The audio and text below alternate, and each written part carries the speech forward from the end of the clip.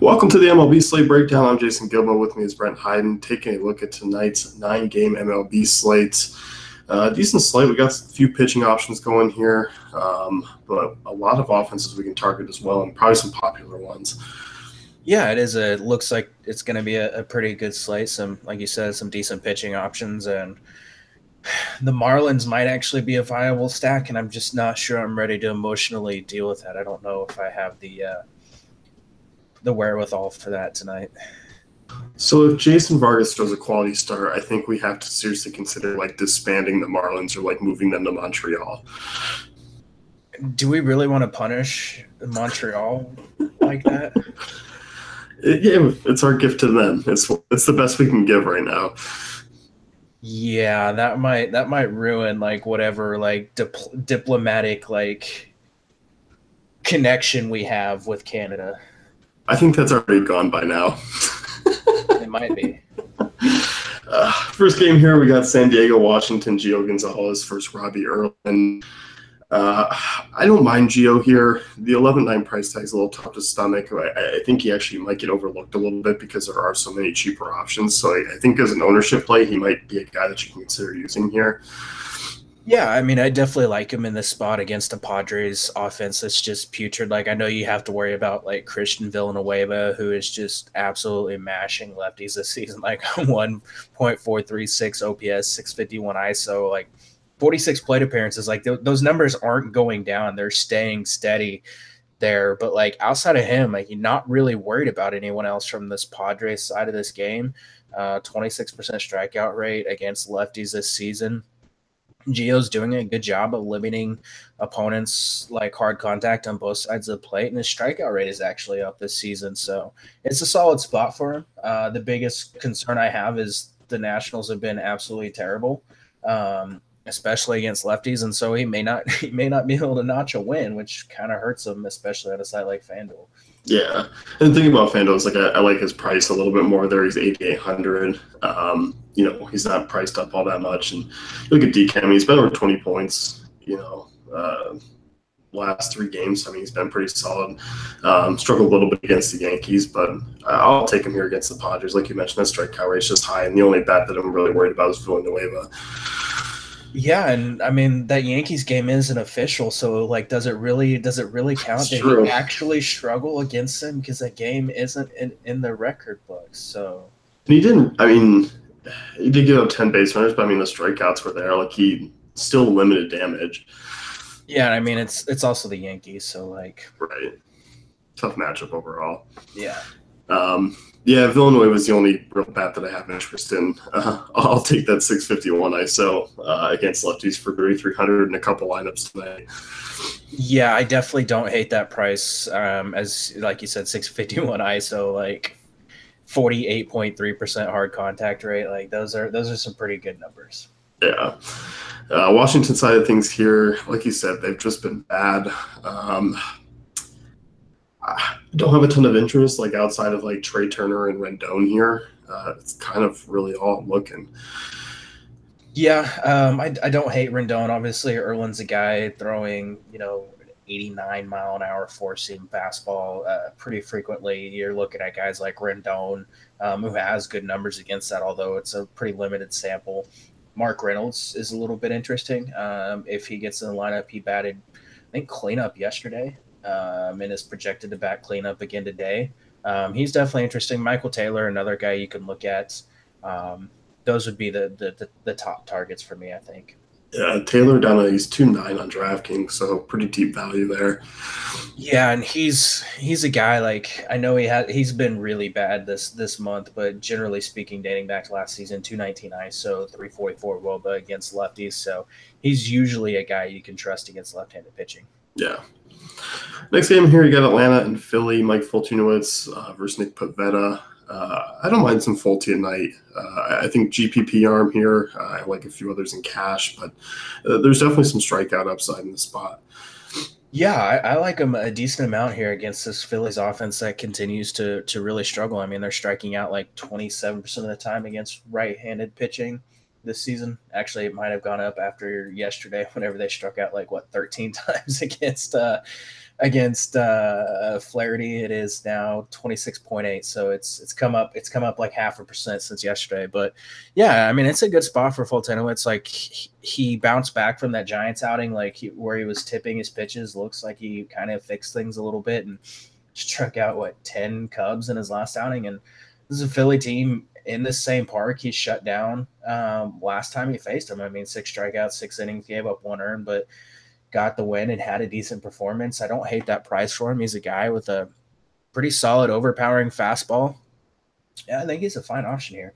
I do too. I think always the only downside with him is he just doesn't work deep into games, but the strikeout upside continues to be there where it makes up the difference. Yeah, and you're only really worried about a couple of bats in this lineup, like Odubel Herrera, who's been absolutely on fire pretty much all season. Carlos Santana. That's pretty much it. The guys that you're really worried about here. Yeah, it's where we kind of look at this lineup and there's actually a lot of righties in it now. Yeah, I mean, it's weird to say because there's still 4 lefties, but there's some bad righties in the lineup where you get a lot of strikeouts in that back half. Yeah, like Maikel Franco. Yeah, and then obviously Hoskins, 30% strikeout rate this year. Yeah, he's just not able to adjust to pitchers so far this season. Pitchers have adjusted to him, and they're throwing sliders. Like we talked about, they're throwing him a lot of sliders, and he's really just chasing those. Yeah, and that's Folty's been throwing that slider 26% this year, and it's been a really effective pitch for him. Everything's been pretty effective for him this year. He's made a lot of changes since last season, especially with that windup and delivery, and it's really worked for him. Yeah. Odubel Herrera, I don't mind rolling with some of the bats here, like you mentioned. Herrera just continues to be hot. I know you mentioned this every time against the Braves. He just continues to mash Braves. Yeah, he has some really, really good numbers against the Braves. I don't have them in front of me, but he does rake against the Braves as well. I kind of like Santana as well as a GPP play just because he will get overlooked here. Yeah, for sure. So, Atlanta side of things, Pivetta. I think this is a spot that Pivetta struggles a little bit just because of the lefties here. It's possible. I mean, he's basically struggled in the 2 previous meetings with the Braves this season. Gave up 4 earned against them last time he faced them, and 1 earned, but only struck out 2 the first time he faced them. I don't know. It's been like a tale of 2 Pivettas this season. He comes out and just shuts down offenses like the Orioles, and then he really struggles against teams that he shouldn't at times. He's a guy, if you look, the numbers dating back to last season really, really struggled against righties. I mean, 247 ISO allowed, 364 WOBA allowed to the handedness. This team doesn't have a lot of righties that they roll out there. I mean, you have Albies, Acuna, and Suzuki are the only ones you're really worried about. But if you look this season, 338 WOBA allowed to lefties, and that's problematic whenever you have Freeman and Markakis and some of these other guys. So I don't think I can trust him. I don't take pitchers against the Braves generally anyways. But I also don't know that I want to stack against him. Yeah, it's kind of one-off territory for me. I do love Freddie Freeman in this spot. A guy who lines up well, put about his fastball, but also that curveball too. Freeman 387 WOBA, 290 ISO against curveballs dating back to 2016 with a 77% contact rate. Good ballpark here for lefty power. So Freeman coming in for me is one of my favorite first base options. But I'm with you. I'm not thrilled with the Markakises, and I don't mind Albies, but I don't see myself paying over $5K for Albies. Yeah, I don't either. I would be focusing on the Freddie Freemans, like you mentioned, and of course Acuna, and I don't overlook Ender and Ciarte, even though he's batting towards the bottom of that order. Yeah, and Camargo's 2.8, third base shortstop eligibility, and DK. I don't hate him either. Yeah, and I'm trying to think of who might get in the lineup if Ciarte is out, because Tucker? Is Bryson Tucker out there? No, I think he's still down. Oh no, they recalled him. So yeah, he might be a guy that gets in the lineup. So that'd be a cheap power bat to consider. Yeah. Miami, New York, Jason Vargas versus Lizer Hernandez. Here's your test, Marlins. Are you MLB worthy right now? I hope they are because I have Marlins in my lineup right now, and I'd really like for my lineup to not suck tonight. Jason Vargas has just been terrible, just absolutely terrible. Like the Mets got really lucky that like 3 of their games got rained out because they were able to skip Vargas for like almost what now 2 weeks. He hasn't pitched in like 2 weeks, but like I mean we're talking 4 earned, 6 earned, 9 earned in his 3 starts this season. Apparently they worked on him like his mechanics a little bit in that time off, but man, I'm still all in on Marlins bats here. They're all cheap. They're in play for sure. I do like, the JT Realmutos and the Andersons and Castros here, but like even Justin Bour is like intriguing. Like I think you can stack them up here, and like it's weird to say, but it even makes guys like Maben and Brinson who have not been able to hit anything this year like even viable too. Yeah, I would definitely recommend like if you're considering the Marlins, just don't look at their numbers against left-handed pitching. Just don't, because it's really not good. I would just like be blindly plugging him in at this point because like I mean like there's only what JTL Remute 194 ISO 340 WOBA, Starling Castro 354 WOBA, Brian Anderson 342.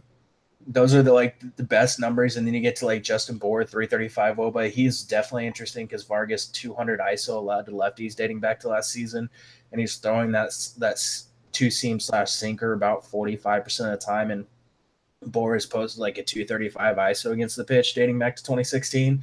He's like the only guy with any kind of power against that pitch. So yeah, it's not pretty when you're looking at these guys, but I still think they're all viable. And I guess we have to look at Miguel Rojas after going yard twice yesterday. I saw you were shocked. I know that. Like it derived a tweet out of you. You're like, oh my God, what is going on? Yeah, I definitely did not. I did not expect Miguel Rojas to go yard yesterday twice, but I mean, Ahmed Rosario went yard twice yesterday too. So like, there was all kinds of weird crap happening. Oh, typical Sunday. Yeah. So random. Yeah, but you mentioned like Bour against sinkers. Like a couple of these other guys have some decent numbers against sinkers. A lot of them, not a ton of power.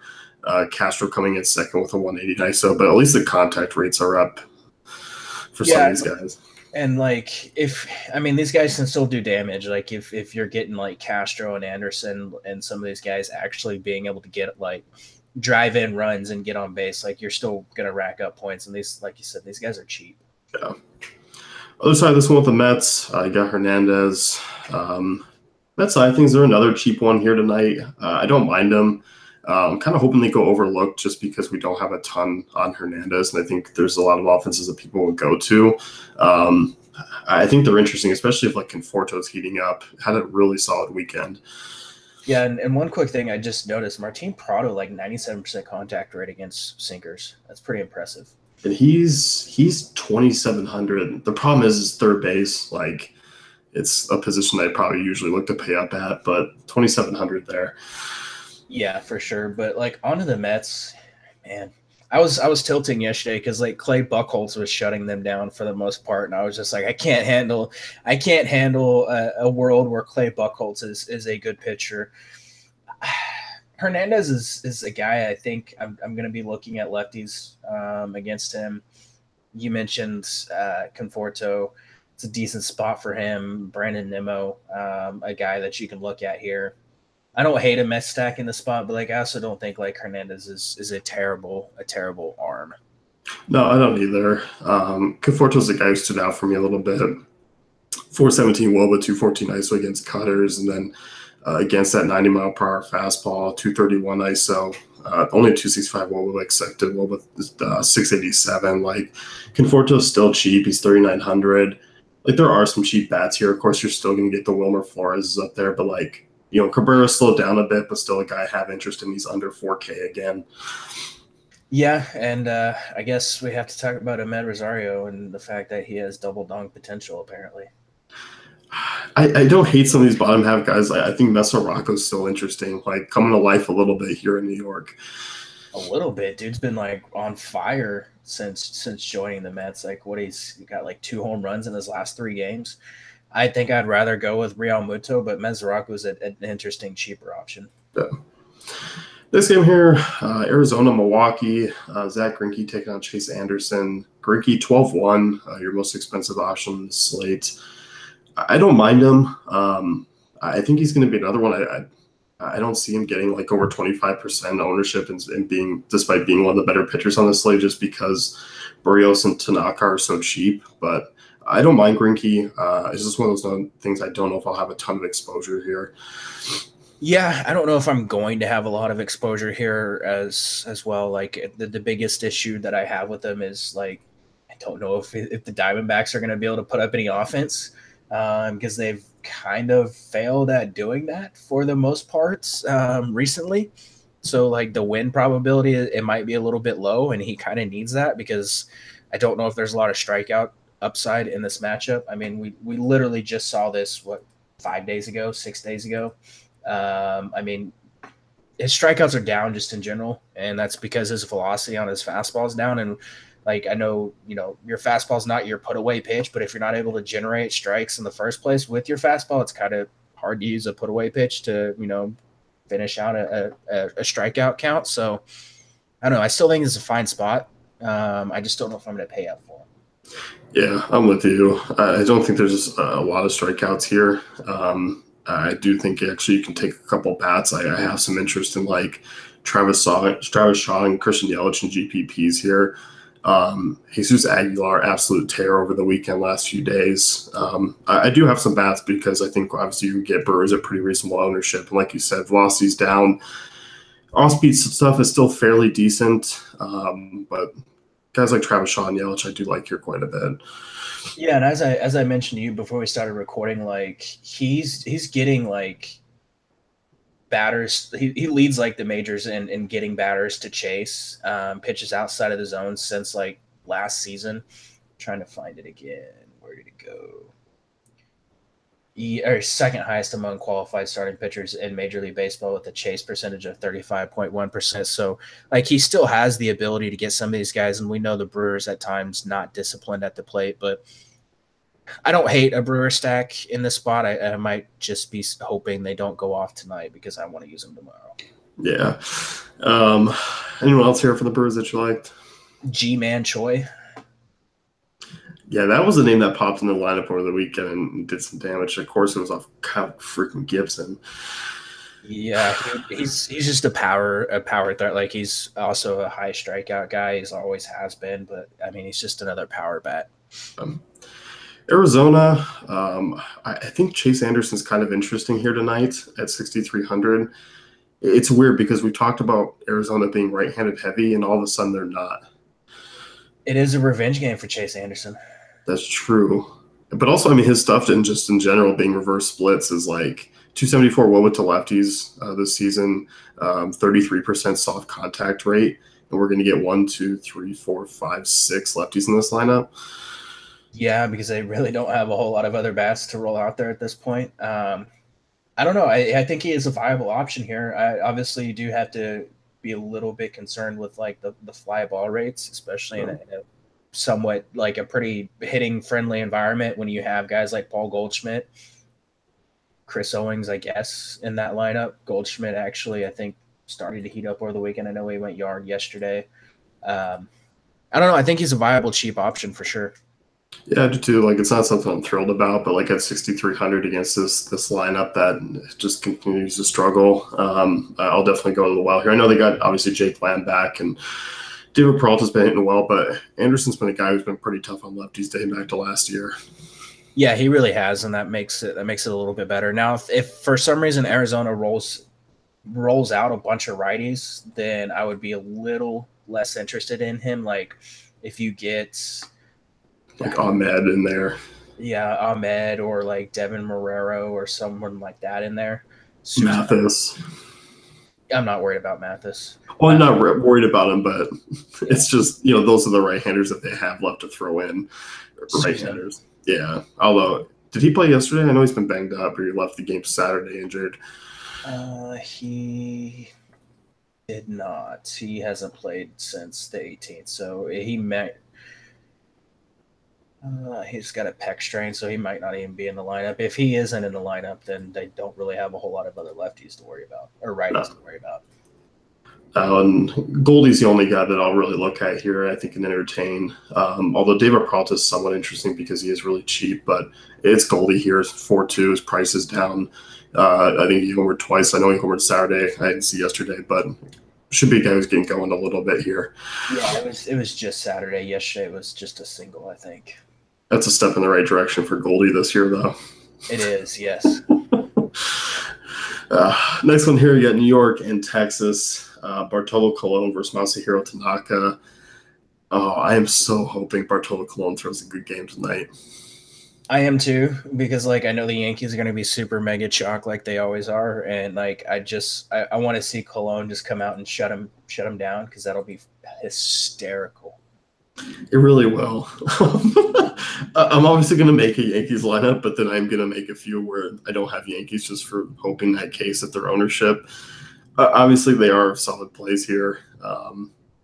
Colon just continues to be a guy that does give up a lot of hard contact, but continues to be a guy that just kind of still works around and just puts it in balls in spot where you can't tremendously drive it. Yeah, another stat that I told you before we start recording, Bartolo Colon leads the majors in strike rate with 69%. That's nice. It's nice. It's nice.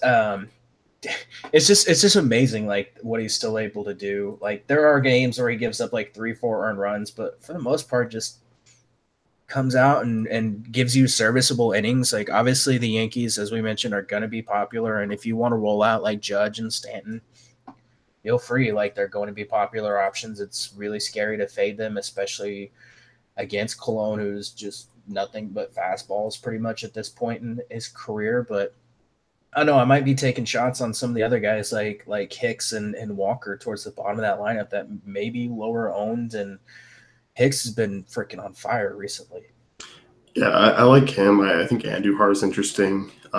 Gary Sanchez on FanDuel continues to be a guy that you can get around 15% even in grid spots, and I think that's still too low for Sanchez because obviously the lineup construction changes things. So I do like him a lot. Obviously, a guy you can play on in DraftKings as well, but go feel free. Go with these guys. Didi's been struggling a little bit here. Not a little bit. He's been god-awful lately, but a guy that I do have interest in because his price is down. Yeah, his price is down to 3,900, and he's definitely in a get right spot, and he got the weekend off, so maybe that helps him. Yeah, for sure. It'll be popular. We don't have to tell you too much here. Texas side of things against Tanaka. I don't mind Tanaka in this spot, still below 9K. Been really solid against lefties, which is something I always note against this Texas team. I like him. He's viable in all formats for me.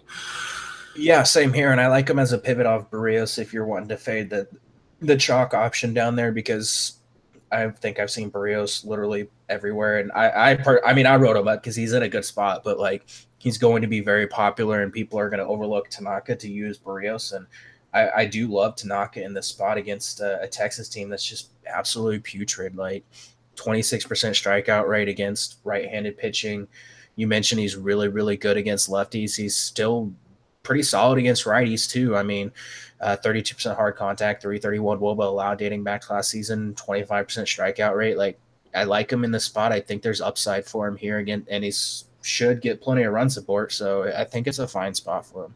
Yeah, and this Texas team against sliders, you could just lock it in right now. These guys are just horrible against the pitch, and he's thrown it 37% of the time this year, and it's just laughable. There's Gallo's obviously the only one who has any power, but the contact rate's 51%. Yeah, when I wrote him up in the pitching article, the only guy that stood out as someone that actually profiles moderately good in this spot is Jurickson Profar. And when that's the case, your pitcher's in a pretty good spot. Yeah. I don't have interest in taking shots against Tanaka tonight, do you? Jurickson Profar. But that's it. Yes. Next one here, you got Detroit and Minnesota. This one, like you said, Barrios should be a popular name going up against Blaine Hardy. I don't mind Barrios here. Obviously, kind of got right in his last start against St. Louis. Had a couple of struggling starts before that. Definitely don't mind him here against a pretty right-handed heavy team for Detroit. Like you say, it's going to be popular, 8,500. I don't mind eating it in cash. GPPs, I might look to make a few other moves.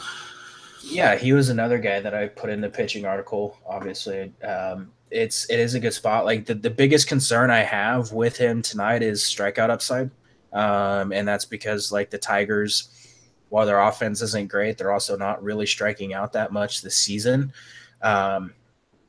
About 21% against right-handed pitching, but given the fact that he's still so cheap, like I think this is a fine spot. And we saw Barrios, like if you look at his pitch mix in that last outing, I went in depth a little bit on that in the pitching article, but kind of just gave up on the stuff that wasn't working. Like he threw like, I think he let off, what was it, like 11 straight fastballs in the first inning in that outing, and like was basically just fastball curveball for the most part in that outing, and it worked for him. So like if he's gonna stop throwing the stuff that's not working, like his sinker and his changeup, like, and he's gonna rely on those two primary pitches that have worked for him earlier in the season and late last year, I think he's in a good spot to have a good outing. Yeah, I do too. Like you said, the strikeout upside not tremendously there outside of a few names. Tigers are just one of those annoying contact teams to target. They remind me of like the Pirates from like the last few years. Yeah, they are. And like the only guys you're really worried about in this spot would be like John Hicks and James McCann and Leonis Martin. Yeah, Nick Castellanos is another one though. Just his ability to hit curveballs is fairly decent, but still a guy who does swing and miss a lot.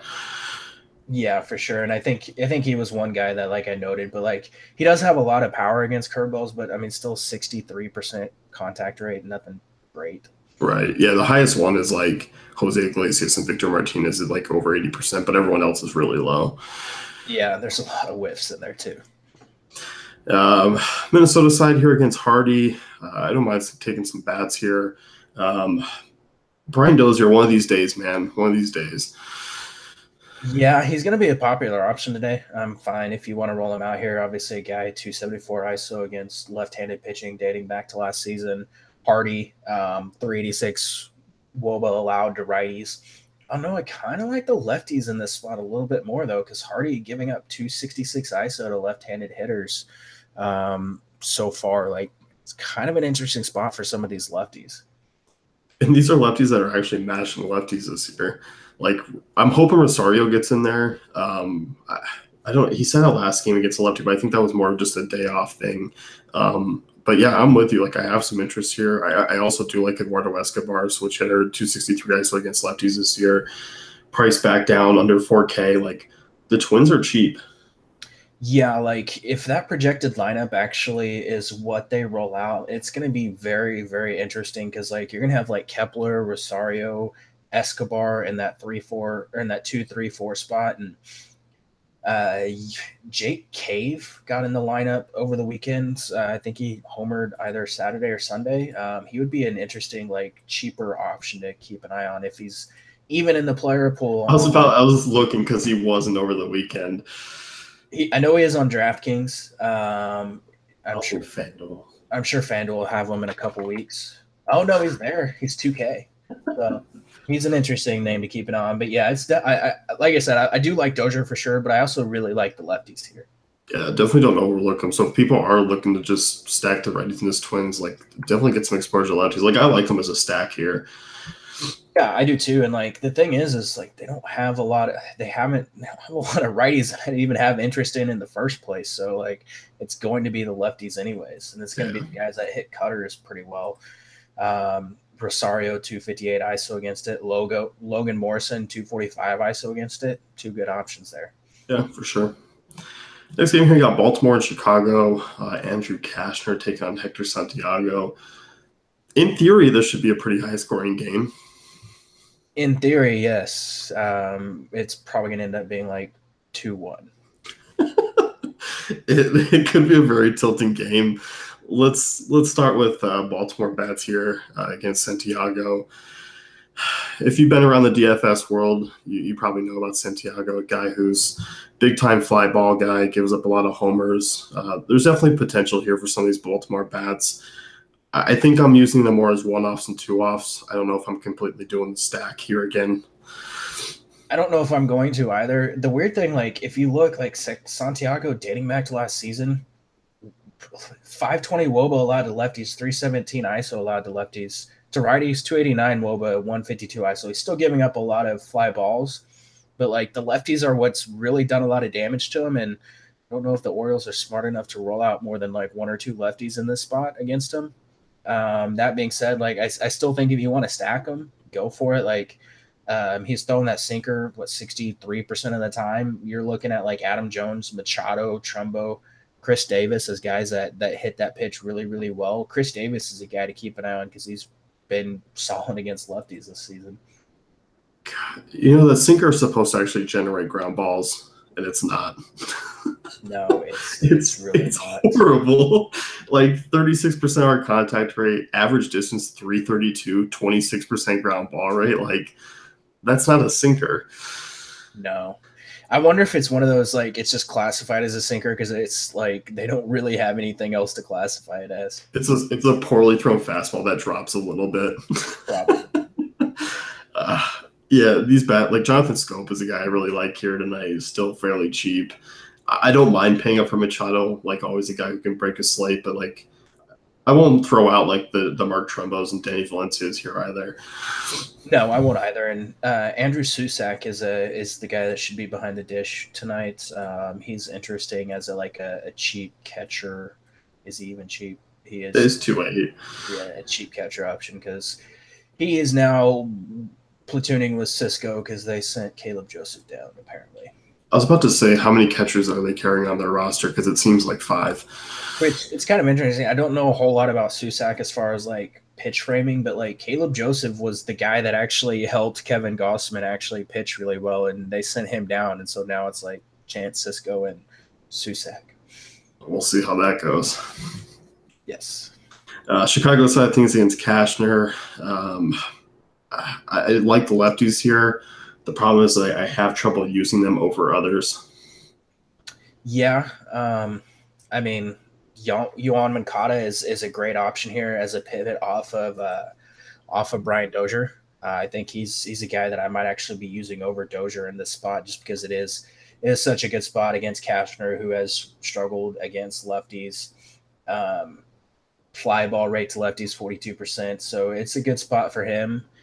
The rest of them, though, like I don't know if I want to roll out like Yolmer Sanchez and Lori Garcia.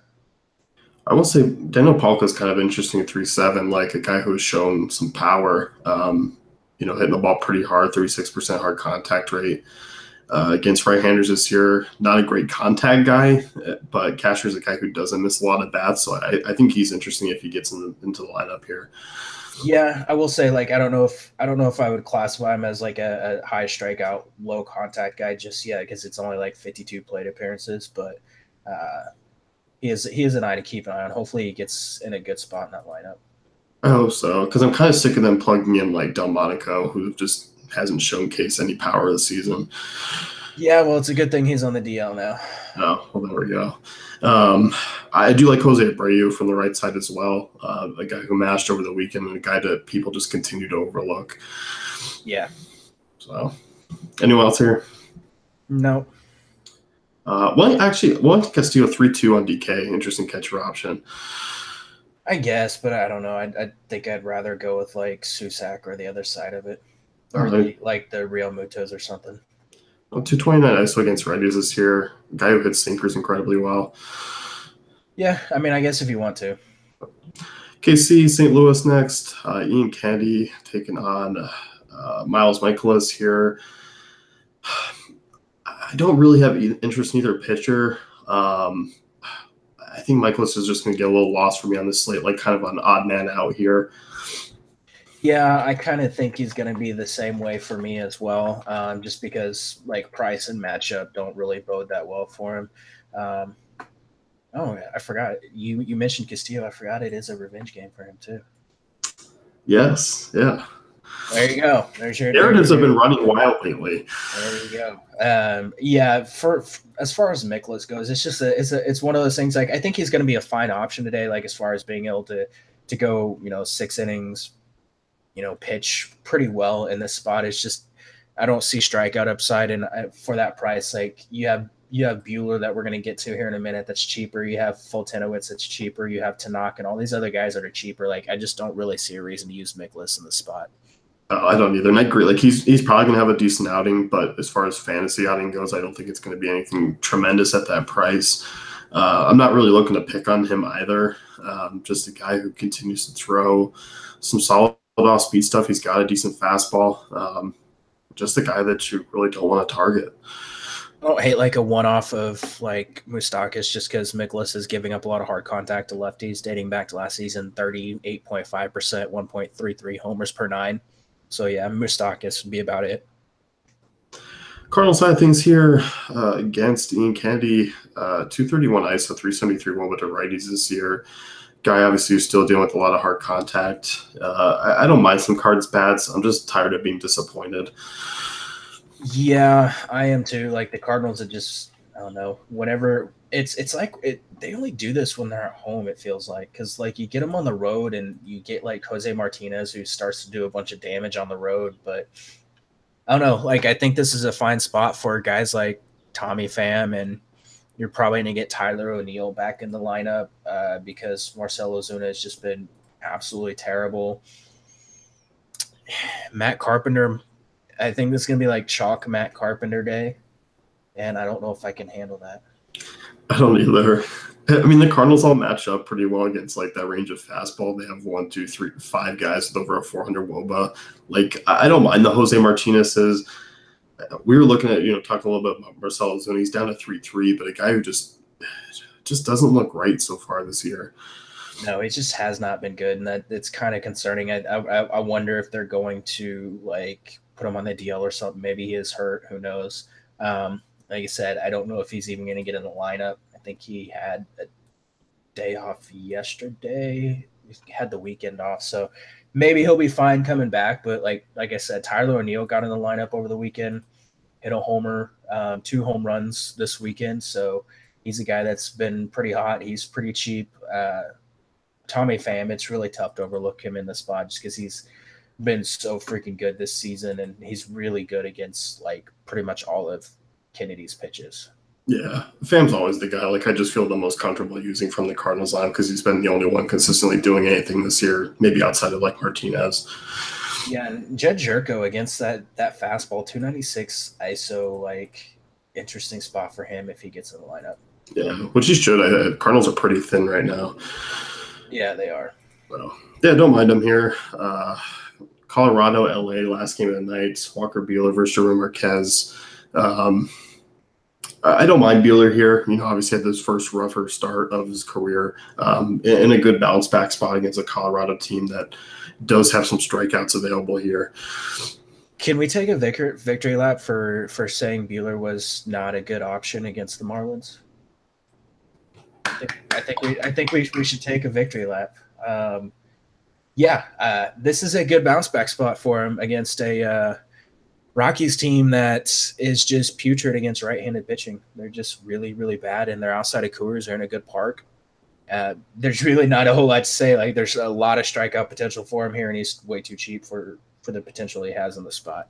Yeah, he is, and I don't know. It's weird. We just saw Peralta throw 90% fastballs against this Colorado team and strike out 13. Like, that's an indicator of how bad they are. And he did that in Coors. In Coors, yeah, to top it all off. Yeah, it's just one of those spots. Like I'm okay. Like Buehler's going to be chalky, and I'm okay with that. Yeah, I am too. I don't really have a ton of interest in Colorado bats. I will say, as always, like Blackman's always a guy who has some upside and you can play in tournaments and stuff. But outside of that, this Colorado team continues to play Gerardo Parra over David Dahl. Don't know why. Guys like Arenado and Story have some strikeout. Desmond's been awful against right-handed pitching. Like, it's really not that great of a lineup. No, and like my biggest concern is the righties because Buehler is giving up like 39% hard contact dating back to last season, but only like a 297 WOBA and like 0.87 home runs per nine. So like if you wanted to take a shot on like Story and Arenado to be contrarian in GPPs or something, that would be where I would go. LA side of things here, Marquez, a guy who's given up more to righties this season and even dating back to last year a little bit. I don't mind like Justin Turner still under 4K here. Definitely a guy that I usually like to go with because whenever he's at home, you tend to get super low ownership on him. Can I get a hot take out of the way real quick? Yes. I think German Marquez is one of the best value pitchers on the slate. Oh. Dude's been lights out whenever you get him outside of Coors. 2.25 ERA outside of Coors and 28 innings this season. He has a little bit of strikeout stuff, but like this Dodgers team has just been so bad. Like I know they started to heat up over the weekend, but like I know, like I'm still okay with taking cheap pitchers against him. And Marquez is a guy that we've seen upside out of, especially again when he gets outside of Coors. Like he's a guy that has potential. The biggest question is whether or not he can get the win. But at like 5,700 on DraftKings, I'm okay if he goes 5-6 innings, gets like 5 or 6 strikeouts, and doesn't get the win. I like the call. I'm not really going after him, which means, using him is definitely viable here for me.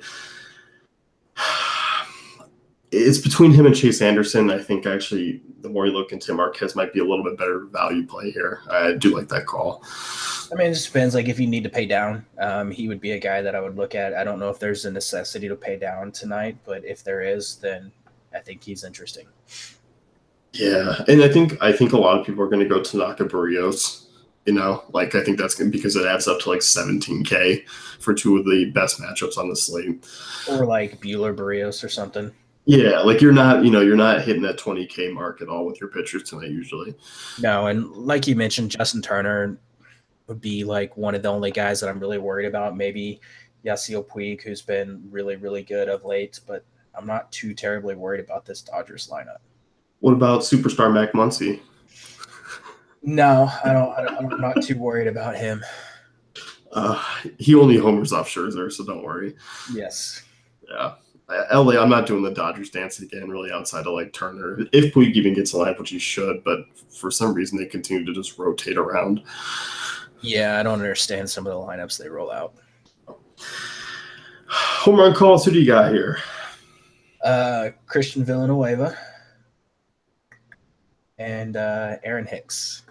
I like it. Freddie Freeman here for me. And